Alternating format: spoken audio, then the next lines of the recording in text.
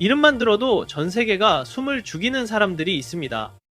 타이거, 우즈, 통산 82번의 우승, 15개의 메이저 타이틀, 그리고 수십억 달러의 재산. 한 세대의 팬들은 이 남자가 절대 무너지지 않을 거라 믿으며 자랐습니다. 하지만 2009년 추수감사절 밤, 플로리다의 고요함을 찢는 충돌 소리가 울렸습니다. 이웃이 뛰어나왔을 때 길과 나무를 들이받은 자동차의 뒷유리창은 산산조각 나 있었습니다. 차 안에 있던 사람은 코를 골고 있었습니다. 그것은 누구도, 심지어 타이거 우즈 본인조차도 예상하지 못한 사건들의 시작에 불과했습니다. 오늘 우리는 진짜 이야기를 해보려 합니다.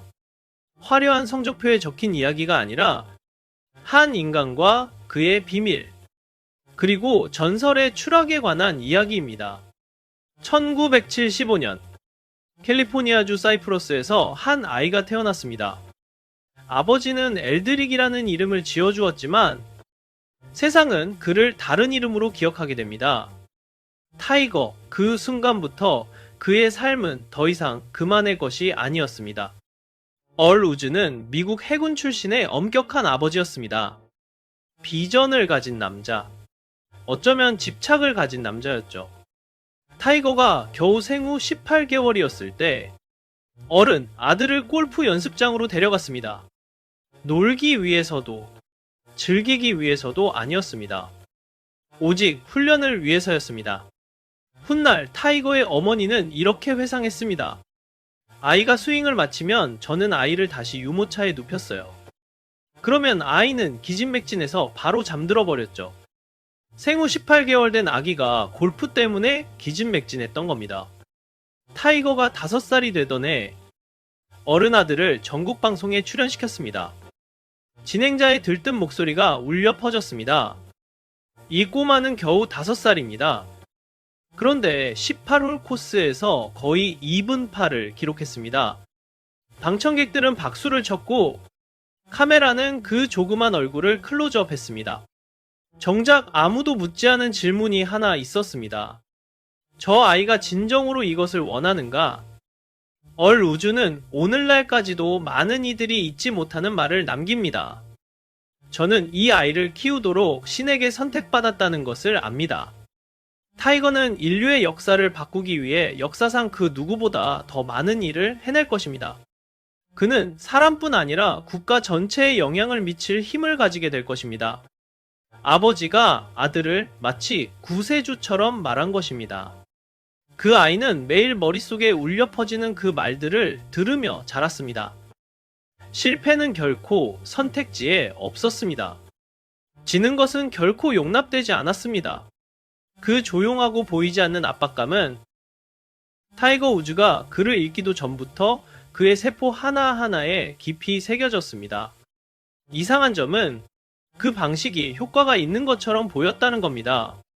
15살의 타이거는 역사상 최연소로 US 주니어 아마추어 대회에서 우승했고 최초로 3연속 우승을 차지한 선수가 되었습니다. 20살 스탠퍼드 대학교 마지막 해에는 13개 대회 중 8개 대회에서 우승했습니다. 하루에 36홀을 도는 경기에서는 코스 기록을 2번이나 깼습니다. 오전에 61타, 오후에 65타를 쳤죠. 한 달 뒤 그는 대학을 그만두고 나이키와 4천만 달러짜리 계약을 맺습니다. 프로 데뷔 후 첫 목표가 무엇이냐는 질문에 타이거는 렌즈를 똑바로 쳐다보며 망설임 없이 대답했습니다. 우승입니다. 기자는 코웃음을 치며 말했죠. 곧 현실을 알게 될 겁니다. 타이거는 더 이상 아무 말도 하지 않았습니다. 그 자신감 넘치는 겉모습 깊은 곳에는 단 한 번도 온전한 자신으로 살아볼 허락을 받지 못한 어린아이가 숨어 있었습니다. 너무 오래 억눌려 있던 것은 언젠가 폭발하기 마련입니다. 2000년 어느 일요일 오후의 이야기를 해드리겠습니다. 캘리포니아주 페블비치 골프장. 푸른 잔디 위로 황금빛 햇살이 길게 드리워져 있었습니다. 타이거 우즈는 그린 위에 서서 자신보다 15타나 뒤처진 경쟁자들을 내려다보고 있었습니다. 15타입니다. 현대 골프 역사상 그렇게 큰 격차로 메이저 대회에서 우승한 사람은 없었습니다. 그날 이후 지금까지 아무도 그 기록을 깨지 못했습니다. 군중은 열광했습니다. 환호성이 얼마나 컸는지 1km나 떨어진 반대편 코스에서 경기하던 골퍼들조차 멈춰서서 그쪽을 바라볼 정도였습니다. 사람들은 그것을 타이거의 포효라고 불렀습니다. 그것은 그 해에 일어난 가장 놀라운 일이 아니었습니다. 그 해의 말, 타이거 우즈는 역사상 어떤 골퍼도 감히 상상조차 하지 못했던 일을 해냅니다. 그는 US 오픈에서 우승했고 이어서 디오픈 챔피언십에서 우승했으며 또다시 PGA 챔피언십에서 우승했습니다. 한 해의 메이저 대회를 3연속 제패한 것입니다. 2001년 초 그는 마스터스에서 우승합니다. 메이저 대회 4연속 우승, 이른바 타이거 슬램이라 불리는 골프 역사상 유일무이하고 아무도 반복하지 못한 업적입니다. 이것이 얼마나 경이로운 일인지 설명해 드리겠습니다. 이 스포츠의 전체 역사에서 평생 동안 4개의 메이저 대회를 모두 우승해본 골퍼는 단 6명 뿐입니다. 타이거는 그 일을 12개월도 안 되는 시간 안에 해냈습니다. 골프장에서 타이거 우즈는 그저 이기기만 한 것이 아닙니다. 그는 지배했습니다. 더 젊었고, 더 강했으며, 더 빨랐습니다. 대부분의 경쟁자들이 배가 나온 중년 신사였던 반면 타이거는 농구 선수나 미식축구 선수의 체격으로 골프장에 나타났습니다. 그는 아침 6시에 헬스장에 갔고 매일 수마일을 달렸습니다. 쉬는 날에는 미국 해군 특수부대인 네이비실과 함께 군사훈련을 받았습니다. 그가 코스에 나설 때면 그의 눈빛에는 경쟁자들을 떨게 만드는 무언가가 있었습니다. 한 동료 골퍼는 이렇게 회고했습니다. 그가 몰입 상태에 들어가면 다른 사람들은 스스로 무너졌습니다. 그가 거기 있다는 사실을 아는 것만으로도요, 사람들이 거의 눈치채지 못한 사실이 하나 있습니다. 타이거가 골프장에서 완벽한 이미지를 구축하고 있을 때 그는 자신의 45m짜리 호화 요트에 프라이버시 사생활이라는 뜻의 이름을 붙였습니다. 분명한 메시지였습니다. 골프장 밖의 내 삶에 대해서는 묻지 말라는 것이었죠. 기자도 카메라도 아주 좁은 울타리 밖에 친한 친구들도 들어올 수 없었습니다. 그 폐쇄된 울타리 안에서 비밀들이 쌓이기 시작했습니다. 2004년 타이거는 엘린 노르데그렌과 결혼합니다. 골퍼 예스퍼 파르네빅의 베이비시터로 일했던 아름답고 똑똑한 스웨덴 출신 모델이었습니다. 바베이도스에서 열린 결혼식의 하객들은 세계에서 가장 유명한 인사들로 가득했습니다. 모든 신문이 그들의 사진을 실었고 모두가 미소 지었습니다. 골프계에서 가장 완벽한 커플이 탄생하는 순간이었습니다. 그 사진들이 인쇄되고 있을 때 타이거 우즈는 이미 다른 여성과 비밀스러운 만남을 시작하고 있었습니다. 한 명도, 두 명도 아니었습니다. 여기서 우리가 던져야 할 질문은 이것입니다. 골프계에서 가장 바쁜 남자가 도대체 어떻게 그 모든 것을 숨길 수 있었을까요? 정답은 여러분이 생각하는 것보다 복잡합니다. 2009년 11월 27일 미국 전역의 가족들이 식탁에 둘러앉아 있었습니다. 칠면조 요리, 촛불, 웃음소리, 따뜻한 온기. 플로리다주 윈더미어에 있는 타이거 우즈의 수백만 달러짜리 저택에는 얼음장처럼 차가운 공기가 흐르고 있었습니다. 며칠 전 타이거는 끔찍한 소식을 들었습니다. 미국에서 가장 영향력 있는 타블로이드 매체인 내셔널 인콰이어러가 그의 비밀 연인에 대한 기사를 낼 준비를 하고 있다는 것이었죠. 그녀의 이름은 레이첼 우치텔. 뉴욕의 고급 나이트클럽 업계에서 꽤 유명한 여성이었습니다. 타이거는 패닉에 빠졌습니다. 그는 완전히 이성을 잃은 사람만이 할 법한 행동을 저질렀습니다. 두 여자에게 동시에 전화를 걸어버린 겁니다. 엘린과 레이첼을 한 통화에 연결해 놓고 아내에게 자신과 레이첼은 그저 사교적으로 아는 사이라고 설득하려 했습니다. 엘리는 듣기만 했습니다. 아무 말도 하지 않았죠. 그녀의 마음속에는 방금 불씨가 하나 지펴졌습니다. 추수감사절 밤, 타이거는 수면제를 먹고 일찍 잠자리에 들었습니다. 엘리는 잠을 이룰 수 없었죠. 그녀는 어둠 속에 앉아 잠든 남편을 바라보다가 마침내 그의 전화기로 손을 뻗었습니다. 화면이 밝아졌습니다. 레이첼에게서 온 문자 메시지가 보였습니다. 내가 사랑하는 사람은 당신뿐이야.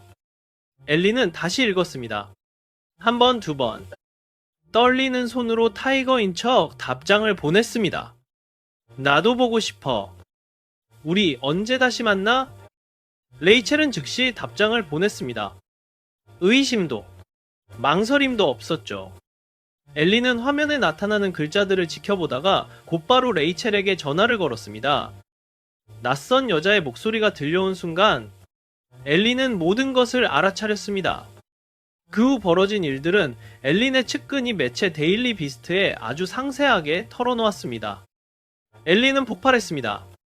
침실로 뛰쳐들어가 타이거를 깨웠죠.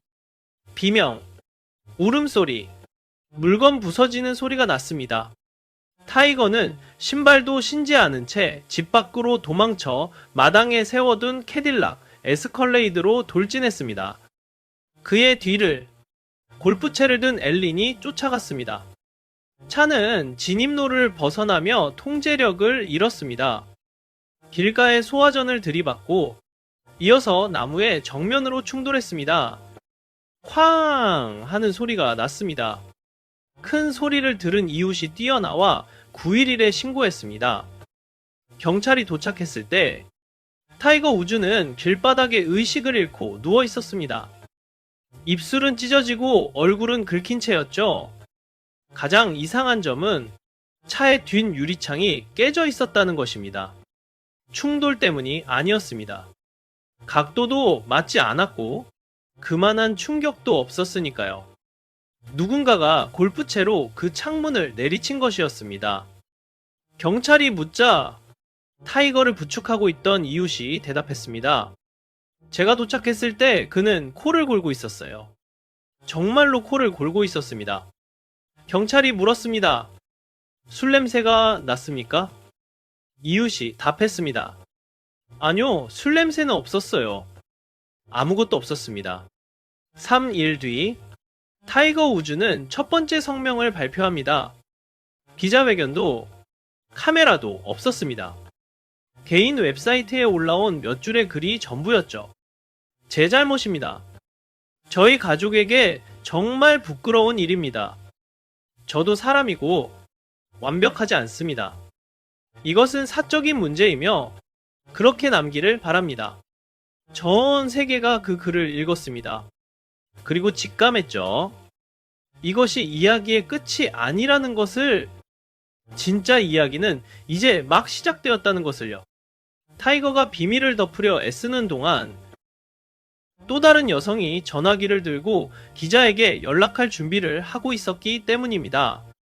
그리고 또 한 명, 그리고 또 다른 한 명. 2009년 12월 2일, 사고가 난 지 일주일도 채 되지 않아 매체 어스 위클리가 기사를 냈습니다. 타이거 우즈에게 두 번째 내연녀가 있다는 내용이었습니다. 그녀의 이름은 제이미 그럽스, 24살, 라스베이거스의 웨이트리스였습니다. 그녀는 그들의 관계가 2007년 4월부터 시작되어 2년 넘게 이어졌고 20번 이상 만났다고 폭로했습니다. 가장 충격적인 사실은 따로 있었습니다. 증거를 보여주겠다며 제이미는 타이거가 그녀에게 남긴 음성 메시지를 공개했습니다. 세계에서 가장 유명한 골퍼의 목소리가 전국 방송 전파를 탔습니다. 자기야, 내 전화번호부에서 네 이름 좀 지워줄 수 있어? 지금 아내가 내 전화를 뒤지고 있거든. 다시 전화할 때는 번호만 남겨줘. 이름은 남기지 마. 할 수 있지. 나를 위해 꼭 그렇게 해줘야 해. 미국 전역이 그 음성 메시지를 들었습니다. 단 1초 만에 완벽하고 절제되어 있으며 범접할 수 없던 타이거 우즈의 이미지는 산산이 부서졌습니다. 이것은 겨우 두 번째 사람이었을 뿐입니다. 다음 날에는 세 번째 여성이, 그 다음 날에는 네 번째 여성이 등장했습니다. 매일 아침 눈을 뜰 때마다 미국은 새로운 이름, 새로운 이야기, 새로운 증거를 마주해야 했습니다. 속옷 모델, 성인 영화 배우, 방송 진행자, 레스토랑 종업원, 고급 나이트클럽 지인. 불과 2주 만에 내연녀 명단은 무려 11명으로 늘어났습니다. 뉴욕포스트는 타이거 우즈의 스캔들을 일면 톱기사로 실었습니다. 첫째 날, 둘째 날, 셋째 날, 멈추지 않고 계속해서 무려 20일째가 될 때까지 말입니다. 비교를 해볼까요? 미국 현대사에서 가장 끔찍한 비극이었던 9.11 테러조차 그렇게 오랫동안 일면을 차지하지는 못했습니다. 타이거 우즈의 스캔들이 불러온 파장이 그 정도로 어마어마했던 것입니다. 텔레비전 뉴스 프로그램들은 앞다투어 그 여성들을 인터뷰했습니다. 그중 한 명이 카메라 앞에 앉아 이렇게 말했습니다. 그는 매일 저에게 문자를 보냈어요. 매일이요. 제가 유일한 사람이라고 했죠. 전 그 말을 믿었습니다. 그 사람을 위해 예전 직업도 그만뒀고 다른 사람을 만나는 것도 멈췄으니까요. 진행자가 물었습니다. 그가 당신에게 무슨 약속을 했나요? 그녀가 답했습니다. 그가 말했어요. 그저 자신을 믿어달라고, 자기 믿음을 깨지 말아달라고, 그리고 자기를 아프게 하지 말라고요. 지금 그녀는 전국 방송에 나와 그 이야기를 하고 있습니다. 타이거 우즈가 최소 11명의 다른 여성들에게 똑같은 말을 했기 때문입니다. 그것도 동시에 말이죠. 대형 브랜드들은 이 사태를 지켜보았고 즉시 행동에 나섰습니다. 글로벌 컨설팅 그룹 엑센추어는 냉담한 성명을 발표했습니다. 타이거 우즈는 더 이상 우리 브랜드에 적합한 대표 모델이 아닙니다. 그들은 24시간 만에 전 세계 광고 시스템에서 타이거의 모든 이미지를 삭제했습니다. 질레트는 모든 광고 캠페인을 동결했고 통신사 AT&T는 계약을 해지했습니다. 태그 호이어도 발을 뺐고 수년간 함께했던 게토레이도 침묵 끝에 모습을 감췄습니다. 한 달도 채 되지 않아 타이거 우즈는 수억 달러에 달하는 광고 계약을 이뤘습니다. 2009년 12월 11일 타이거 우즈는 개인 웹사이트에 다시 공지를 올립니다. 기자회견도 카메라도 눈물도 없었습니다. 그저 몇 줄의 글이 다였습니다. 저는 제가 배운 핵심 가치관에 따라 사는 것을 멈췄습니다. 제 행동이 잘못되었다는 것을 알았지만 평범한 규칙들은 저에게 적용되지 않는다고 스스로를 합리화했습니다. 저는 무기한 골프 대회를 쉬겠습니다. 골프계 전체가 숨을 죽였습니다. 타이거 우즈가 없다면 이 스포츠는 어떻게 될 것인가? 정답은 즉시 나타났습니다. 타이거가 결장한 몇 주 동안 골프 방송 시청률은 50%나 폭락했습니다. 단 한 사람이, 단 한 명의 인간이 스포츠 전체 흥행의 절반을 차지하고 있었던 겁니다. 몇 달 후, 타이거 우즈는 스캔들 이후 처음으로 카메라 앞에 섰습니다. 골프장이 아니라 전국에 생중계되는 기자회견장이었죠. 15분 동안 기자의 질문은 받지 않았습니다. 오직 미리 준비한 종이를 읽어 내려갈 뿐이었습니다. 그의 목소리는 가늘게 떨렸습니다. 저는 아내와 아이들, 어머니, 처가 식구들, 친구들, 자선단체, 그리고 저를 존경해준 전 세계의 아이들에게 상처를 주었습니다. 이 모든 수치심은 저 스스로 초래한 것입니다. 타이거가 아주 드물게 단호한 어조로 특별히 강조한 것이 하나 있었습니다. 엘린이 저를 공격했다는 소문이 있습니다. 그 이야기는 저를 화나게 합니다. 엘린은 결코 저를 때린 적이 없습니다. 저희 결혼 생활에 가정폭력은 없었습니다. 전 세계가 귀를 기울였습니다. 많은 이들이 용서했고 많은 사람들이 이것이 바닥이라고 믿었습니다. 이제부터 타이거 우즈는 부활할 것이라고요. 그들은 알지 못했습니다.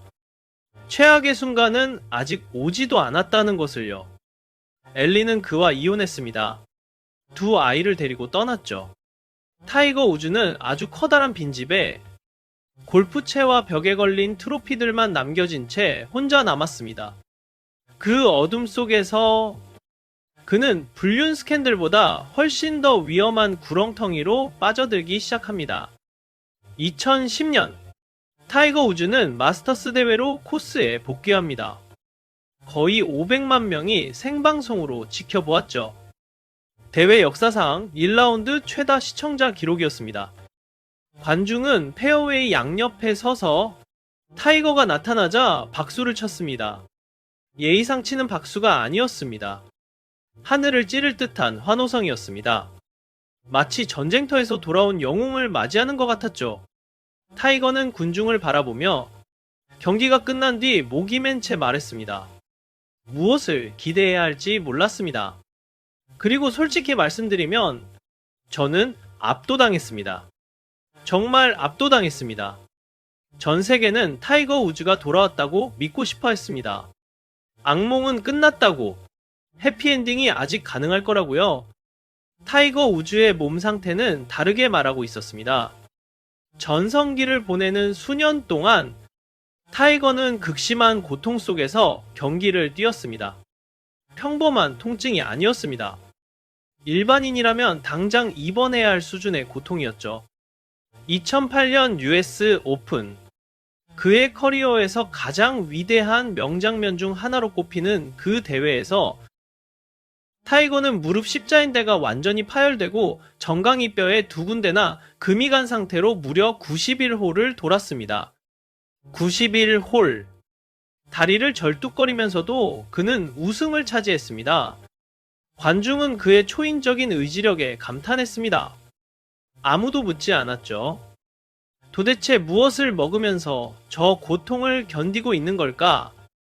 스캔들 이후 몇 년 동안 타이거의 몸은 대가를 치르기 시작했습니다. 2011년 무릎 내측 인대 부상과 왼쪽 아킬레스건 부상. 2014년 첫 번째 허리 디스크 수술. 2015년 두 번째 허리 수술. 그는 믿을 수 없을 정도로 부진했습니다. 프로 데뷔 이후 최악의 성적인 한 라운드 85타를 기록하기도 했죠. 2016년에는 골프장에서 완전히 자취를 감췄습니다. 2017년 5월 29일 새벽 3시 플로리다주 주피터 메르세데스 벤츠 한 대가 길가에 세워져 있었습니다. 방향 지시등은 여전히 깜빡이고 있었고 시동은 켜져 있었죠. 타이어 두 개는 펑크가 나 납작했고 앞뒤 범퍼는 모두 찌그러져 있었습니다. 경찰이 다가가 확인했습니다. 운전석에 앉은 사람은 잠들어 있었습니다. 창문을 두드렸지만 아무 반응이 없었죠. 더 세게 두드리자 남자가 천천히 눈을 떴습니다. 멍하고 흐리멍덩한 눈빛으로 밖을 쳐다보았죠. 차 문이 열린 순간 경찰관은 단번에 그 얼굴을 알아봤습니다. 타이거 우즈였습니다. 경찰의 바디캠 영상에 모든 것이 녹화되어 있었습니다. 타이거는 비틀거리며 차에서 내렸습니다. 경찰은 그에게 표준 음주 측정 테스트를 요구했습니다. 알파벳 A부터 Z까지 소리내어 읽으십시오. 노래를 부르거나 리듬을 타지 말고 읽으셔야 합니다. 타이거는 고개를 끄덕이고 눈을 감은 채 읽기 시작했습니다. A, B, C, D, 그것은 알파벳 전체가 아니었습니다. 경찰의 질문에 대한 제대로 된 답변도 아니었죠. 하지만 그것이 그날 새벽 3시 타이거 우즈가 내놓은 대답이었습니다. 경찰은 손전등 불빛을 눈으로 쫓아보라고 요구했습니다. 타이거는 불빛을 따라갔지만 초점을 맞추지 못했습니다. 한 발로 똑바로 서 보라고 요구하자 비틀거렸습니다. 일직선으로 걸어보라고 요구했지만 해내지 못했죠. 수갑이 채워졌고 경찰차에 태워졌습니다. 경찰차 내부 영상 속 타이거는 뒷좌석에 앉아 고개를 푹 숙인 채 눈이 감기고 곧 잠들 사람처럼 계속해서 꾸벅꾸벅 졸고 있었습니다. 며칠 후 검사 결과가 발표되었습니다. 타이거 우즈의 체내에서는 바이코딘, 딜로디드, 자낙스, 앰비언, 그리고 THC 성분이 검출되었습니다. 무려 5가지 약물이, 그것도 한꺼번에 자동차 운전대를 잡고 있던 남자의 몸속에서 말입니다. 타이거는 즉시 성명을 냈습니다. 알코올은 전혀 관련이 없다는 것을 대중 여러분께 알리고 싶습니다. 처방받은 약물들이 예상치 못한 반응을 일으켰을 뿐입니다. 여러 약물을 섞어 복용하는 것이 저에게 이토록 강력한 영향을 미칠 줄은 미처 몰랐습니다. 골프계는 분노하지도 실망하지도 않았습니다. 그들의 반응은 걱정이었습니다. 골프 역사상 가장 위대한 전설인 잭 니클라우스가 입을 열었습니다. 그는 우리의 도움이 필요합니다. 동료 골퍼 빌 하스도 말했죠. 4번의 허리 수술. 우리 중 누가 그 고통을 이해할 수 있겠습니까? 그가 엄청난 고통을 겪고 있다는 것은 분명한 사실입니다. 아무도 뼈 있는 질문을 던지지 않았습니다. 하루 24시간 내내 개인 운전기사를 고용할 수 있는 엄청난 부자가 도대체 왜 자기가 직접 운전대를 잡은 건가? 타이거 우즈는 너무나 중요했기 때문입니다. 너무 거대했고 골프라는 스포츠에 너무나 필수적인 존재였으니까요. 당신이 그토록 중요한 위치에 있다면 아무도 당신에게 감히 진실을 말하지 못합니다. 타이거는 치료를 받고 재활 프로그램에 참여했습니다. 1년 후인 2018년에 골프장으로 돌아왔습니다. 이번에는 무언가 달랐습니다. 그는 18개 대회에 출전했습니다. 2012년 이후 가장 많은 횟수였죠. PGA 챔피언십에서는 준우승을 차지했습니다. 그는 앞으로 나아가고 있었습니다. 2018년 9월 투어 챔피언십에서 타이거 우즈는 무려 5년 만에 하늘을 향해 주먹을 불끈 쥐어 보였습니다. 우승이었습니다. 군중이 페어웨이로 쏟아져 들어와 그를 애워쌌고 천둥 같은 환호성이 터져 나왔습니다. 10년 넘게 그를 지켜봐온 나이, 지긋한 팬들의 얼굴에는 눈물이 흘러내렸죠. 2019년 아무도 믿지 못했던 일이 일어납니다. 타이거 우즈가 마스터스에서 우승한 것입니다. 그가 마지막으로 메이저 대회를 제패한 것은 2008년, 무려 11년 전의 일이었죠. 전 세계가 울었습니다. 팬들은 글을 남겼습니다. 그가 그린에 깃발을 꽂을 때 저는 어린아이처럼 엉엉 울었습니다. 제가 목격한 가장 아름다운 스포츠 명장면이었습니다. 그는 변했어요. 그저 골퍼로서가 아니라 한 인간으로서 말입니다. 사람들은 너무나도 그렇게 믿고 싶어 했습니다. 그렇게 믿어야만 했죠. 타이거 우즈는 모두를 향해 미소 지었습니다. 그 미소 뒤에 숨겨진 어둠 속에서는 아무것도 변한 것이 없었습니다. 2025년 타이거 우즈는 단 하나의 대회에도 출전하지 않았습니다. 부상 탓도 있었지만 그보다 더 거대한 일이 벌어지고 있었기 때문입니다. 그가 항상 가장 깊은 감사를 담아 언급했던 어머니 쿨티다 우즈가 그해 2월 세상을 떠났습니다. 타이거가 글을 읽기도 전부터 골프장 곁을 지켰던 여성, 수십 년 동안 뜨거운 햇살이 내리쬐는 관중석에 앉아 아들의 스윙 하나하나를 지켜보았던 사람, 타이거가 무슨 짓을 하든 세상이 어떻게 손가락질하든 늘 그 자리에 있었던 사람, 그녀가 사라진 것입니다. 골프장에서 절대 감정을 드러내지 않는 법을 배웠던 이 남자는 생애 처음으로 라운드가 끝난 뒤 전화할 사람을 잃었습니다. 그 상실의 슬픔이 채 가라앉기도 전에 그는 또 한 번 무너집니다. 이번에는 어둠 속의 새벽이 아니라 아무도 숨을 곳 없는 백주대낮이었습니다. 2026년 3월 27일 플로리다주 주피터 아일랜드 SUV 한 대가 길가의 옆으로 뒤집혀 있었습니다. 깨진 유리 조각들이 바닥에 흩어져 있었죠. 이번에는 어두운 새벽 3시가 아니었습니다. 이번에는 대낮 오후 2시 무렵이었습니다. 그리고 이번에는 모든 것을 기록하는 카메라가 있었습니다. 경찰의 바디캠 영상은 불과 몇 시간 만에 인터넷으로 퍼져나갔습니다. 아무도 그 영상에서 눈을 뗄 수 없었죠.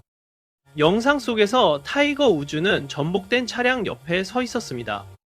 렌즈 너머로 보면 단번에 알 수 있었습니다. 무언가 단단히 잘못되었다는 것을요.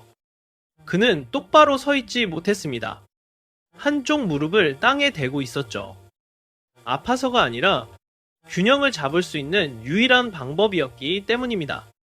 눈은 뜨고 있었지만 초점이 없었습니다. 목소리는 느리고 무거웠죠. 마치 입 밖으로 단어 하나하나를 억지로 끄집어내는 사람 같았습니다. 경찰이 다가가 상태가 괜찮은지 물었습니다. 타이거는 고개를 끄덕였지만 그의 몸은 정반대를 말하고 있었습니다.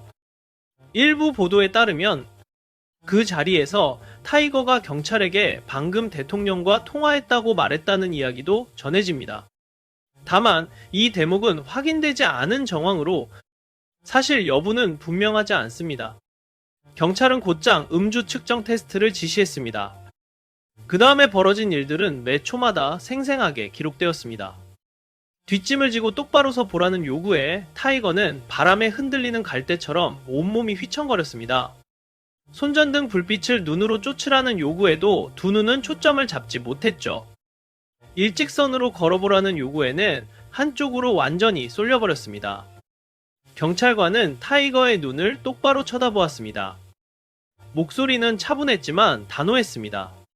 현재로서는 귀하의 정상적인 신체 기능이 손상되었다고 판단됩니다.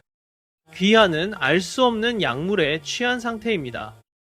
귀하를 음주 및 약물 운전 혐의로 체포합니다. 타이거는 단 한마디로 답했습니다. 네, 경관님. 반항하지도, 변명하지도, 부인하지도 않았습니다. 오직 네, 경관님. 경찰차 안의 영상은 더욱 소름 끼쳤습니다. 타이거는 앞으로 수갑이 채워진 채 뒷좌석에 앉아 있었죠. 그의 고개가 천천히 아래로 꺾였습니다. 눈이 감겼다가 다시 번쩍 떴다가 이내 다시 감겼습니다. 그는 깨어 있으려고 필사적으로 싸우고 있었지만 결국 지고 말았습니다. 이후 발표된 내용에 따르면 그는 현장에서 음주 측정기에는 알코올이 검출되지 않았지만 소변 검사는 거부했고 재산 피해를 동반한 음주운전 및 적법한 검사 거부 혐의로 기소되었습니다. 영상을 본 팬들은 소셜미디어에 이렇게 적었습니다. 마약성 진통제와 수면제. 단번에 알아봤다. 딱 20년 전 내 모습이니까 매일 10명의 운전기사를 고용하고도 넘쳐날 돈이 있는 사람인데 도대체 왜 저러는 걸까? 중독은 당신이 누구인지 신경 쓰지 않는다. 그곳엔 적나라한 진실만이 남았습니다.